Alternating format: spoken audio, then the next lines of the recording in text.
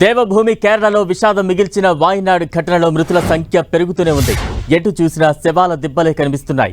వాయనాడ్ కొండ చర్యలు విరిగిపడిన ఘటనలో మృతుల సంఖ్య 316కు చేరింది. తీవ్రంగా గాయపడి 195 మంది వివిధ ఆసుపత్రుల్లో చికిత్స పొందుతున్నారు. ముండక్కై, చాలియార్ ప్రాంతాలలో ఇప్పటివరకు 200కు పైగా మృతదేహాలు లభ్యమయ్యాయి.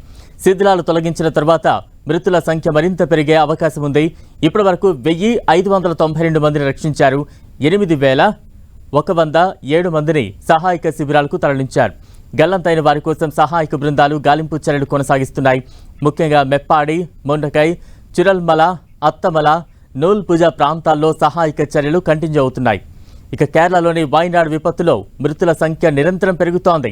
భారీ కొండ చర్యలు విరిగిపడడంతో మృతుల సంఖ్య 316కు చేరింది.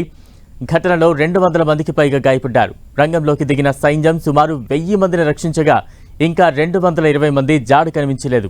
నిన్న కురిసిన భారీ వర్షాలకు వాయనాడ్లో 3 కొండ చర్యలు విరిగిపడ్డాయి. జిల్లాలోని ముండకై, చులల్మల, అత్తమాల, నూల్పుజ గ్రామాలు కొండ చర్యలు విరిగిపడడంతో ఎక్కువగా ప్రభావితమయ్యాయి.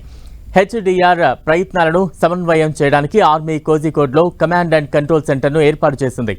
రెస్క్యూ ఆపరేషన్ కోసం 1500 మంది ఆర్మీ సిబ్బందిని రంగంలోకి దించారు.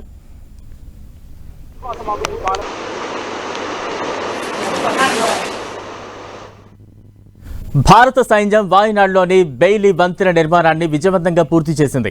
వంతెన బలం, స్థిరత్వాన్ని నిర్ధారించడానికి సైన్యం మొదట తన వాహనాలను నది మీదుగా తరలించింది. కొత్తగా నిర్మించిన వంతెన ఇప్పుడు కొండ చర్యలు విరిగిపడిన ప్రదేశానికి ఎర్త్ మూవర్లతో సహా భారీ వాహనాల రవాణాను సులభతరం చేస్తోంది. విపత్తులో ప్రాణాలతో బయటపడిన వారిని కనుగొనడానికి రెస్క్యూ బృందాలు సవాలు పరిస్థితుల్లో అవిశ్రాంతంగా పనిచేస్తున్నాయి.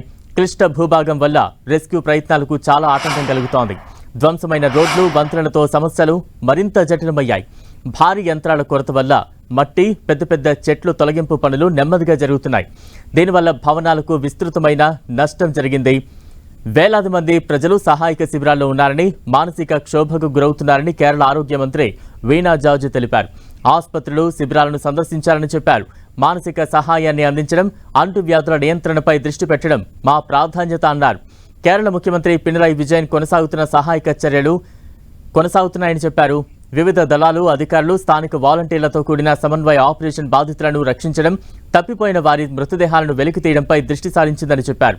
ప్రాణాలతో బయటపడిన వారిని సహాయక శిబిరాల్లో ఉంచుతున్నామని, విపత్తు బాధిత వ్యక్తుల పునరావాసానికి ప్రభుత్వం ప్రాధాన్యత ఇవ్వాలని యోచిస్తోందని చెప్పారు. కాంగ్రెస్ అగ్రనేతలు రాహుల్ గాంధీ, ఆయన సోదరి ప్రియాంక గాంధీ గురువారం కొండ చర్యలు విరిగిపడిన ప్రాంతాన్ని సందర్శించారు. వాయనాడ్ కేరళ దేశానికి ఇది భయంకరమైన విషాదమని రాహుల్ గాంధీ పేర్కొన్నారు. మా నాన్న చనిపోయినప్పుడు నేను ఎలా బాధపడ్డానో ఈరోజు అదే బాధను అనుభవిస్తున్నా అని రాహుల్ గాంధీ అన్నారు. ఇక్కడ ప్రజలు తండ్రిని మాత్రమే కాకుండా మొత్తం కుటుంబాన్ని కోల్పోయారని ఆవేదన వ్యక్తం చేశారు.